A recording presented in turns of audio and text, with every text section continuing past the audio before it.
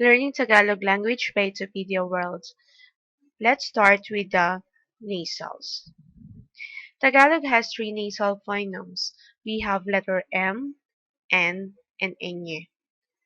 The points of articulation of Tagalog M and Ñ are virtually identical with those of their English counterparts. The final sounds, for example, of hum or hung. Tagalog N is dental, while English N is alveolar. All the Tagalog nasals may occur at the beginning, in the middle, or at the end of the words. Initial Tagalog Ñ offers difficulties to the speaker of English, since the English velar nasal does not occur in this position. In Tagalog, initial Ñ is quite common, as the following words shown. First, we have nga, really, nga, betel, ngak, cry aloud, ngitin, teeth, ngunit, but. Tagalog also have a lot of words with in terms of enge, m, and n. For example, we have here mayon. That is the famous name of the mountain. Nayon, for town. Ngayon, now. Sama, accompanying. Sanay, experienced. Sanga, branch. Kalam, fuming of stomach. Kalan, stove. And last, we have kalang, for wedge. In normal rapid conversation, word final n and ñ may undergo assimilation in a certain cases. When we say assimilation, that is a process whereby a sound accommodates itself to a neighboring sound. When a word that ends in n is followed by a word that begins with a labial or labiodental consonant like p, b, m, or f. N is often released or replaced by M. When a word that ends in N is followed by a word that begins with a velar consonant K, G, or ñ, N is often replaced by ñ. Thus, the word sun, for saint, tends to become sam or sang in contexts like the following.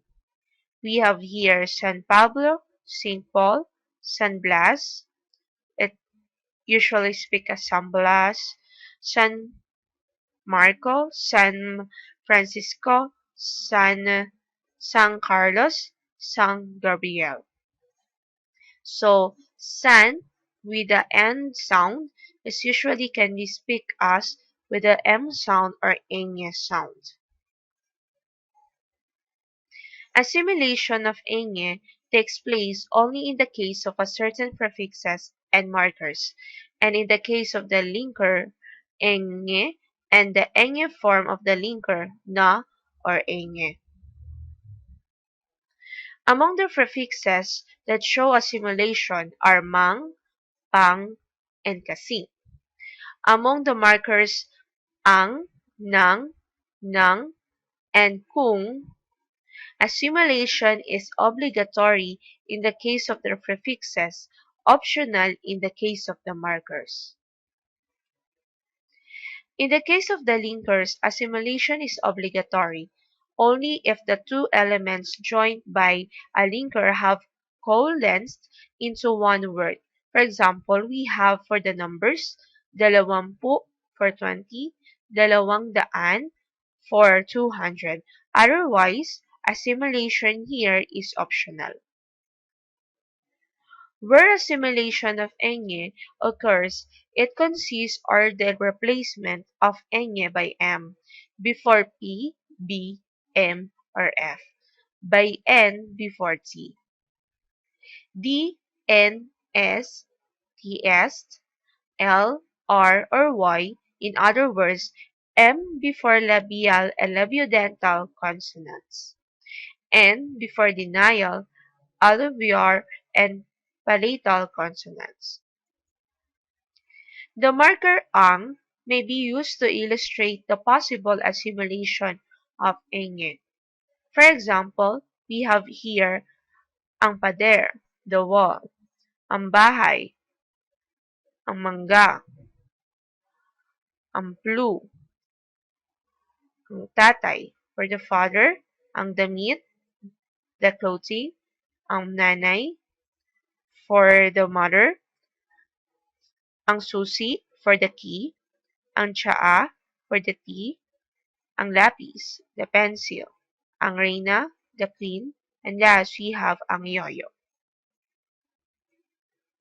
Occasionally, in rapid conversation, a syllable final nasal consonant may be omitted, and the nasalization of the preceding vowel retained as the only sign of the presence in the syllable or a nasal phoneme. So that is all for about nasal. So thank you for listening to Edupedia World.